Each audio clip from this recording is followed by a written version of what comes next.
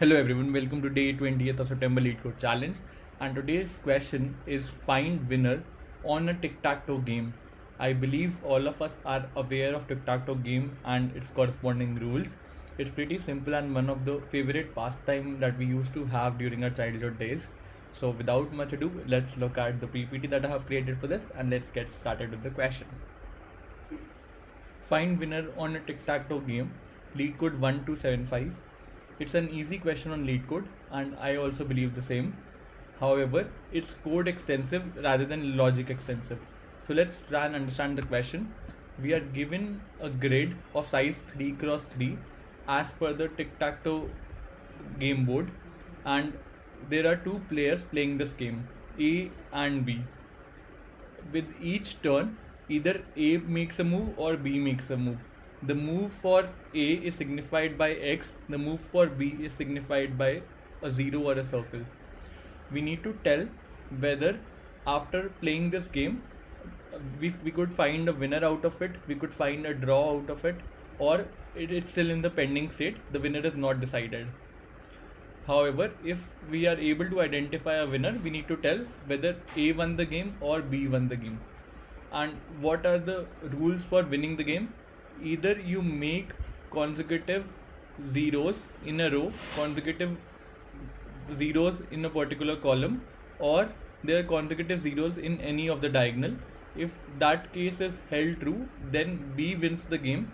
If we see consecutive X in a row, consecutive Y in a column, consecutive Y in any diagonal, this one or this one, then we say A is the winner. I hope you understood the rules. It's same that we used to play in our childhood days. And now let's walk through one of the possible case that was specified in the question itself. The first move will be done by A. So A makes a move at 0 0. So 0 0 is this. So we fill in X here. Next, B makes a move at 2 0. So which is the second row and 0th column. We have 0 here. Then I see 1 1. So at 1 1 I put X because this move was made by A. Next I have 2 1. 2 1, this is the place.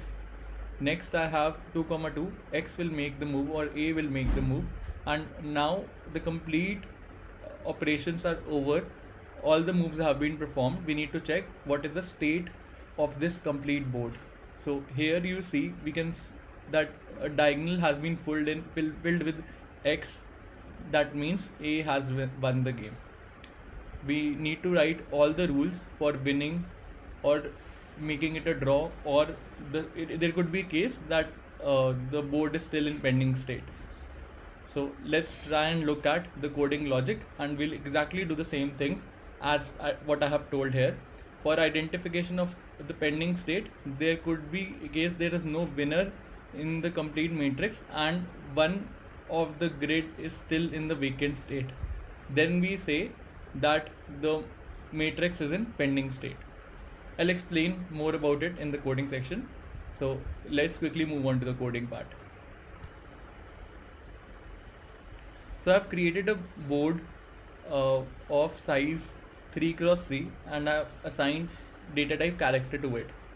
I have initialized a variable n which tells me how many moves we can make out of the input array that is given to me. I initialize the matrix with a dot, that means no move has been made so far on the complete board. This is the default state of the board. Next I go and fill in the board with the moves that the players are making. If I modulus 0 turns out to be equal to 0, that means A has made the move and we assign X to it, to that move. And if I modulus 2 is non-zero, that means B has made the move and we assign 0 to it, 0 character at that place. This is signified by a 0, and once we are done with all the moves, the board is fully updated. We go and check what is the state of the board. So let's walk through this method. First of all, we go and check if there is any column out of the 3 columns if they are filled with all x or all zeros. If that is the case, that we find out all x in any of the three columns, then A is the winner. Otherwise, we check if we find out a particular column which is completely filled by 0, then B is the winner. And how do we check if the winning condition has been made? The count of all x happens to be equal to 3. That means the complete column has been filled with x, and we return A as the winner. Similar for the case is with B. The next winning condition is to check in the rows.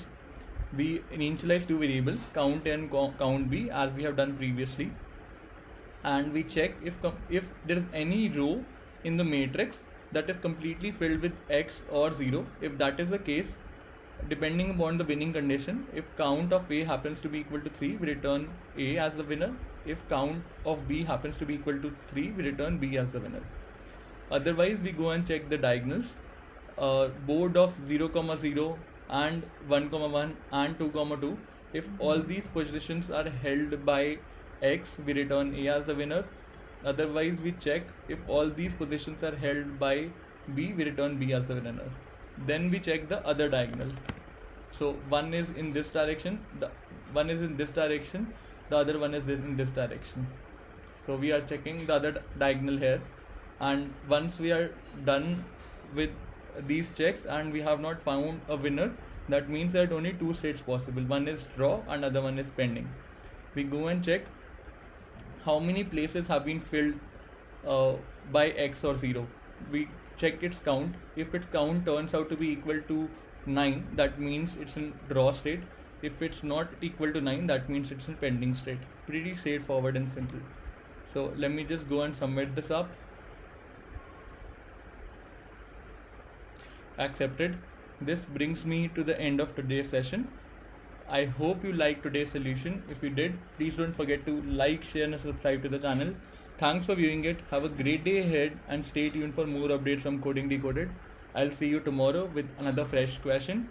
But till then, goodbye.